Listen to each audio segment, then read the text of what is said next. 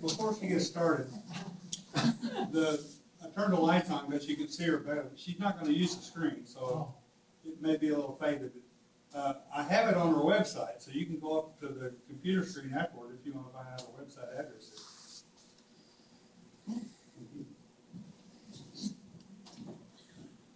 Thank you, John, and thank you, Lois. Well, she said a lot of stuff, and believe it or not, I'm from a town in Missouri called Arno, population 3. So that's where I came from.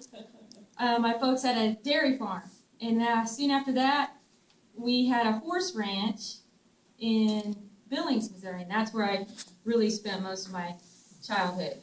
Growing up, painting horses, working with horses, and it was just an amazing time. So, like she said, just most recently, a dream came true of mine. I probably focused on horses more than anything as of late, and it's probably been a full circle trip for me because I started out painting horses and drawing horses and studying horses when I was a kid. We raised horses and showed horses, so my dad was very critical of my art in a good way. And so when I would go out and pick a mare, we had like 50 brood mares and stallions and horses on the road, and I would go out and pick a horse in the field and draw it and come back in, and my dad would pick out everything wrong with it, and I'd go back and fix it.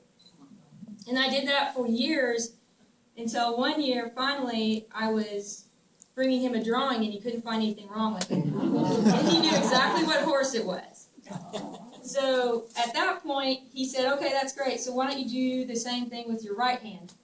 Because I was left-handed, so not thinking anything of it, I just started drawing the horses with my right hand. It was really hard. I mean, I'd do a drawing, and then I'd do it with my right hand, and eventually I got to where I could do the same thing with my right hand. It took years, but it was a game my dad and I played, and believe it or not, it was developing me in a way that I, didn't know until later in life when I actually became an artist.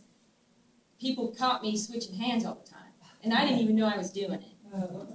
So the other thing that he did was he was very picky about the horses, and so he got me some bone charts, muscle charts, teeth charts, every kind of chart a horse could have, and hung them in my room so I could study what was underneath the skin, which I attribute to my becoming a sculptor.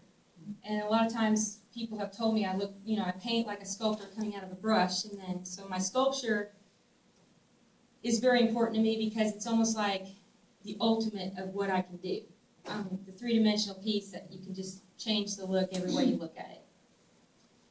So anyway, when I was younger, I got an internship at Litton Industries, and they taught me CAD on the job. It was an internship through college. I actually went to school on writing and journalism, creative writing and journalism scholarships. So I was focusing on that, and then I got this internship with Litton, and they had me in graphic design, and they were teaching me on the job, on third shift. And from that, I went to solid state circuitry, and I was designing, by the time I was 3 years into it, I was designing boards, circuitry boards for the Patriot missile. I have my initials on one of them, 1 and 3. And I was doing stuff like that, very technical, but it was drawing, and it was a creative thing, figuring out where all the circuits go and stuff like that. But it was really important to my career now because computer is very important to me because I do a lot of graphic design as well. I've been designing logos, a lot of things starting out that I don't focus on as much. I focus more on the fine art now. But when I started out, I did a lot of graphic design, a lot of stuff that wasn't as fun, but to pay the bills. And so I do a lot of stuff like that until I got bigger and bigger commissions. And then by the time it was 2004, I met my husband, and I had worked for Bass Pro a bit at that point at their original museum. And my husband and I, we got married in 2004 and opened a gallery. Like the very first week we were married, we had a gallery open, and then Bass Pro came calling again, and they started flying me all over the country. Remember when they were having that big expansion and they were just building stores like crazy? So I was just being zipped around from store to store, painting giant murals. I mean, I'd paint turkeys and bears and stories high and football fields long. And usually when I got there, I was the last thing that they, you know, the finishing touch, one of the finishing touches. So they'd be opening the store a lot of times and people are coming in. And I'm still painting, but, you know, we're painting really fast. And I had Johnny Morris watch me a few times as well, and people would just watch. But the cool thing about it was the little kids, a lot of little kids, even adults, they would ask you questions about the animals in the painting. Like, see their life size and they're in their habitat. So it was really interesting to me how it really inspired kids to learn about animals. And so at that point, I decided to start my own Habitat Foundation, where I started painting huge murals all across the country. I would go, well, when I was in Florida, I was painting for the state of Florida, and I was painting a mural for the Gateway to the Keys. It was a huge, long mural that had all the species of the Keys animals and the banking keys, and had all the local wildlife so people could see it and appreciate it and study it. It always had people interested in asking questions, and the foundation was built upon it is helping people understand and protect their local habitats. So like I did it in New York and all over the country. So whatever habitat was there locally, I would paint that, and it would bring awareness, and people, they'd truck busloads of kids in schools. You know, the one on Campbell 16, which is probably my most renowned mural locally, because everybody seems to know that mural. It was to protect wild horses, and you know, busloads of kids would come in during the day, and I did that mural in 3 weeks. And actually, if you take out the rain days, it was a total of 3 weeks of working time, and I would be there at night as well painting. So it was just really rewarding to me to be able to paint these murals and have these kids keep in touch with me for years afterward and send me their drawings and inspire all these kids to become artists or just to help the environment.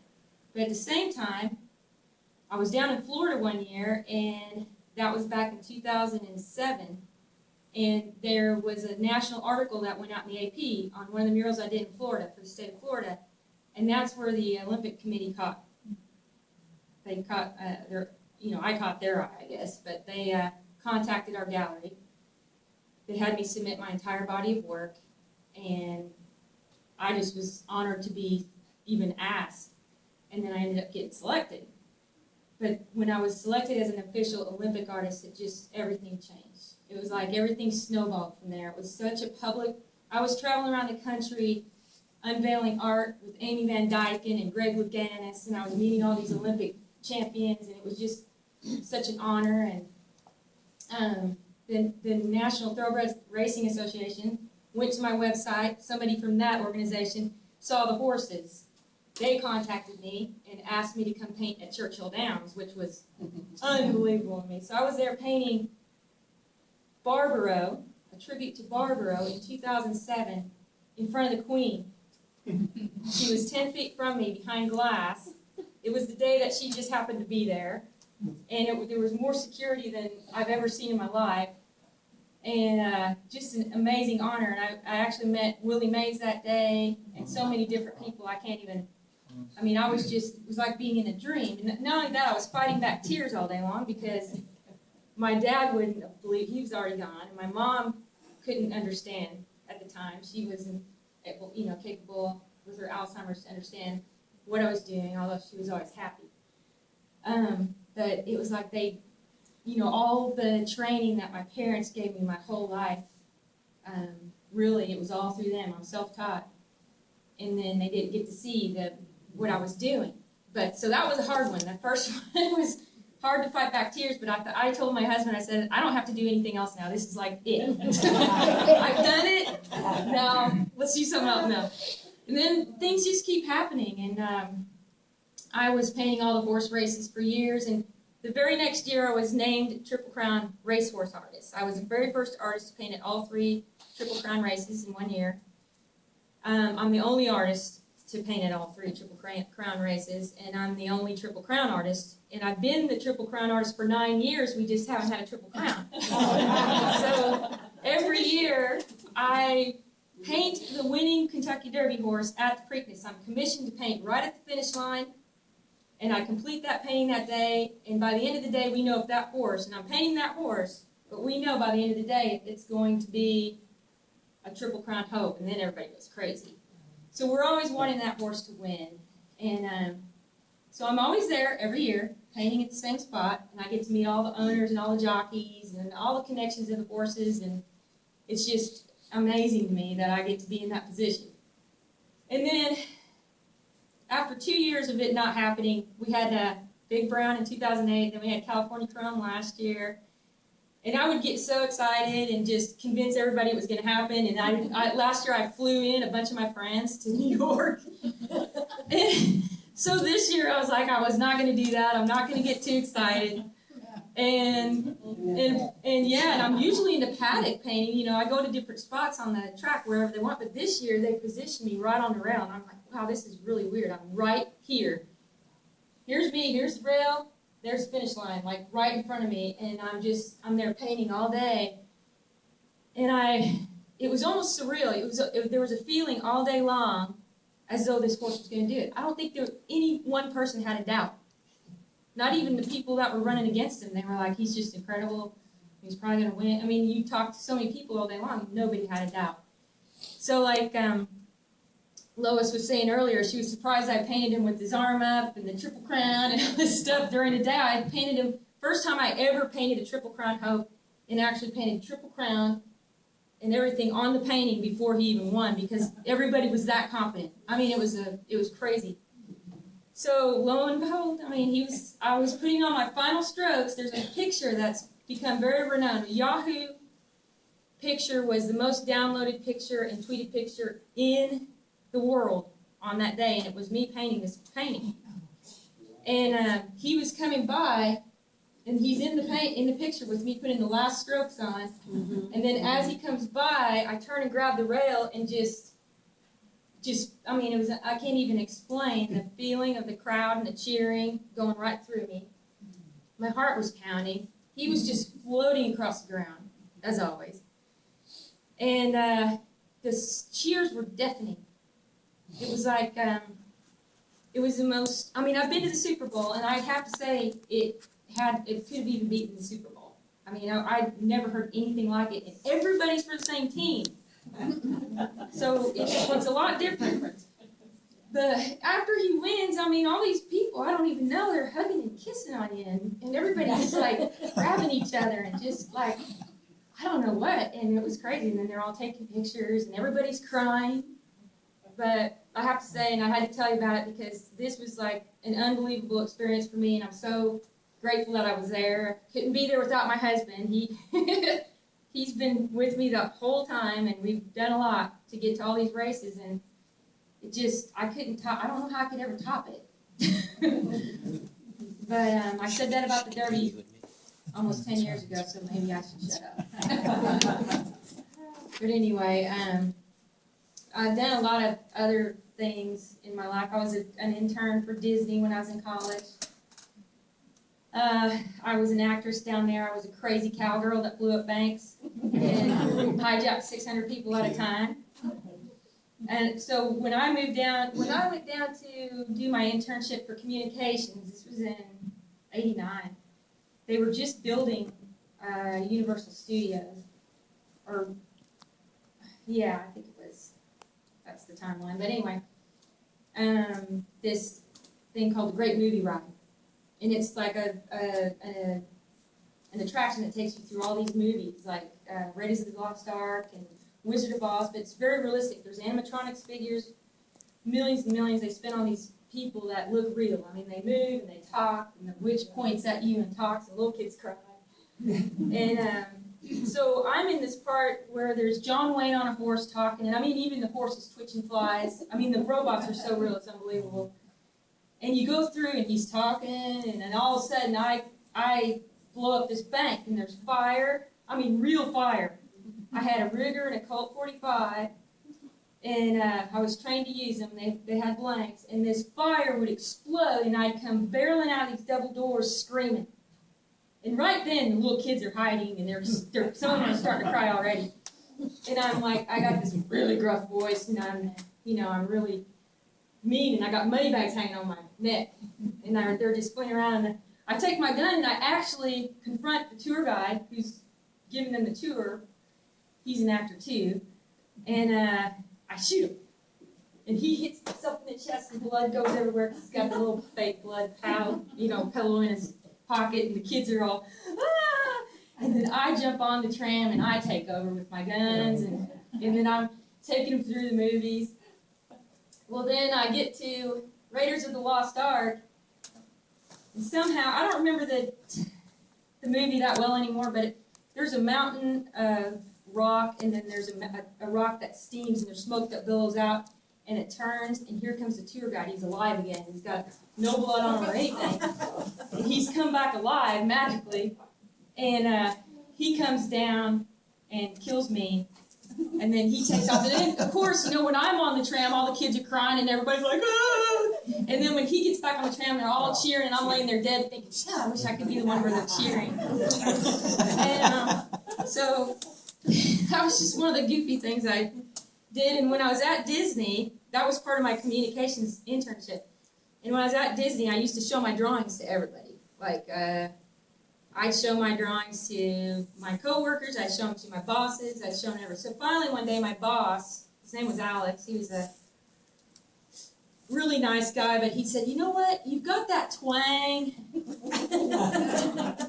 and you got to go audition for Ma Durango. That's how I got the job as Ma Durango anyway.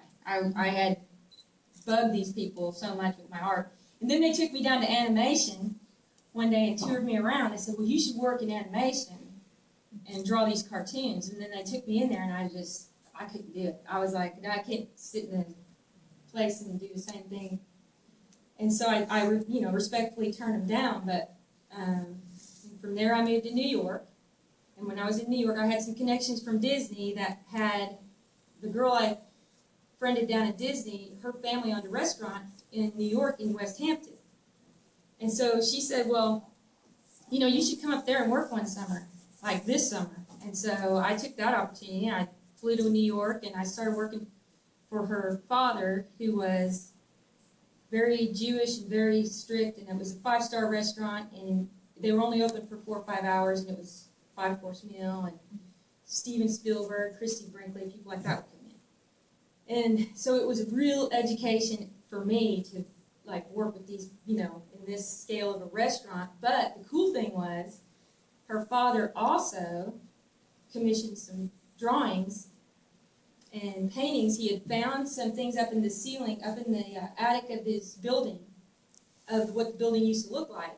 But they were all tattered and torn, and he had me recreate them into a beautiful painting where it was all whole again. And he had paintings of that hanging in the restaurant that he commissioned me to do. So I started getting work. He would brag about them, and then people would hire me. I was painting horses at the Hampton Classic, because that's the famous horse show out on Long Island, and I was doing all kinds of stuff like that. And so here I am supposed to be majoring in writing, and I keep doing this, artsy stuff.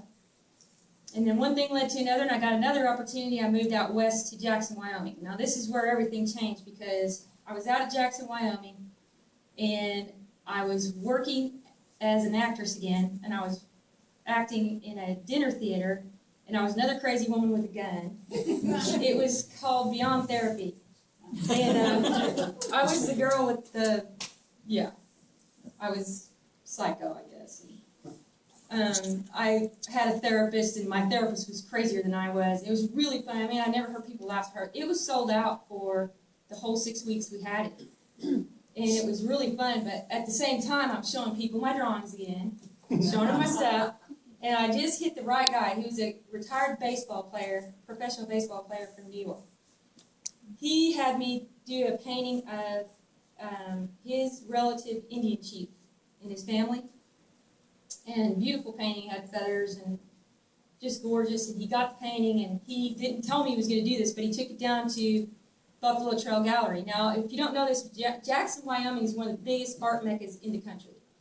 It's a very small town, Jackson Hole, maybe with 3,000 people, but it has hundreds of thousands of tourists all year long for the golfing, for the skiing, for whatever. In a town of 3,000, they have 33 galleries. So think about the people coming through and the money coming through. Well, he took it down to Buffalo Trail Gallery, which was in the building that the movie Every Which Way But Loose was filmed, the gunfight.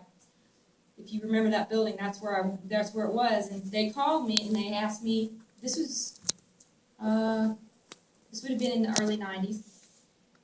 And they asked me to come down. And when I came down, she said, this is beautiful. I would like to know if you would like to paint live during the weekends. Like come in here and set up an easel and paint while the tourists come through. And I was like, I was scared. I was really nervous about it. And but I didn't, I told her yes. I didn't know how I was going to do it because my whole life I'd been hiding in closets and stuff when I was little to draw because I just was so. But I went ahead and did it. And the very first time I did it, the energy from the people and their interest and the things they said, it just was amazing. So I fell in love with that. I called my dad like the very next day back in Missouri and I said, I'm done with everything else. I'm going to be an artist and that's it. He's like, really? And I was like, yeah. And he goes, good. Because they always wanted me to do it. And so I didn't look back and I focused on the art after that. And it was really hard the first 5 or 6 years, just trying to get your name out. And then you gradually build and build and build. And to me, it's like, I can't believe this last 10 years went by so fast. And mostly it's because of all the things I've done. And EJ and I've done, we just think all the time, it can't be 10 years already. But it's just been amazing. So that's a little bit of my background. And right now, I'm actually getting into horse racing in another way. I've got my own racehorse. So I'm raising him. He's about a year, and he's 14 months old.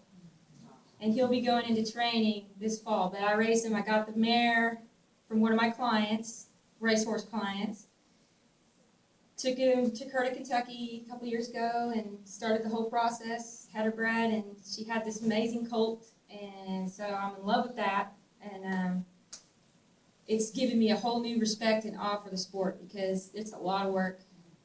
And horse racing, if you think about it, horses are super delicate. Yes? When you're painting like a horse race, there's action going on. Are you painting from memory or you take a picture and paint from a picture? Or well, both? Usually I have the painting started from any kind of reference material I get from the owners or whatever the commission is. I use videos, pictures. I come up with my own scene. And the provenance of the painting is that it was completed on that day, and right as the event is happening. So that is the provenance of the painting. There's nothing like it. There's nobody that's ever painted at a actual Triple Crown race. It's never been done before. There's never been a painting like this. So it's something that we stuck with, and a couple times we're like, wow, is this ever going to happen? And I'm so glad we stuck with it because it finally did. But yeah, and then I've done things too. It depends on the event. It depends on what it is. Now, when I painted with Cheryl Crow, I just got up there and I was painting. Basically, only thing I had on the canvas was a little bit that they had me do. They had a couple television interviews I did, and they wanted me to do something. And then by the time I got to the concert, it was just basically the whole painting just came to life within, 2 hours. It depends on what the situation is, what it is, usually, but the fine art, it's fine art. It's very detailed. If you see my paintings, the official paintings and things, they're very detailed fine art, which would take a lot of people months and months to do. But if you think about, I had, from the time of the Kentucky Derby to the Triple Crown, not very many weeks in there. 1, 2, 3, 4, 5, 6, I think 7 total weeks, and I completed 5 paintings. So it's constant, yeah. What's your colt's name so we can be looking at it? We've been calling him Beamer. And I'll tell you why, because when he was born, he had this big white spot on his head. And I was there when he was born, and I thought it looked like a headlight. So actually his name's High Beam. So we nicknamed him Beamer, and he later on I figured out when I went online, I was looking at the dictionary and looking up words because I do that all the time. I'm just kidding. And I looked up high beam, and high beam is defined as being out front. Because when you have your high beams on, you're not following anybody, right? So what a brilliant name, huh? So yeah, he's something. Speaking of languages, what is that word, French word you used, the provenance of the painting? Provenance, yes. There's, it's a provenance. I mean, think about it. If somebody were to just, after the fact, do a piece of art that painted a picture of what I'm doing. They weren't there. They didn't have the energy of the event around them as they finished it. I mean, there's so much that it makes it so special, and people love that about it. They love it. It's the provenance. Yes? Sort of a technical question. How have paints changed over time for you? Paints haven't changed that much because really when I was younger, I really just worked with pencil and acrylics and black and white. I didn't do a lot of color. As far as changing for me, I started doing a lot more color. And evolved into oils, and I do a little bit of watercolor. That's usually what my family did. My family was really big into watercolor on my mother's side. Beautiful stuff, but it's like I really paint fast.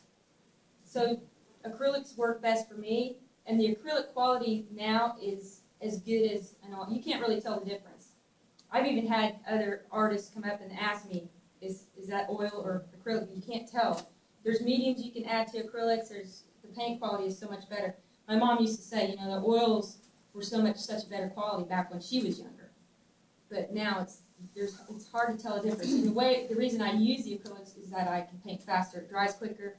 I mean, if I'm at an event and the painting isn't drying fast enough, and then, you know, it just makes it really hard. Because you're doing your outdoor murals? They're all in acrylic latex. And I use the highest quality lifetime warranted stuff that Sherwin-Williams has at the time.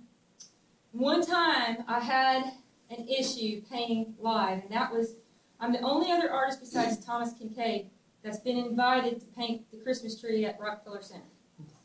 But the day I was there, it was 14 degrees outside. So as you know, acrylics are water-based.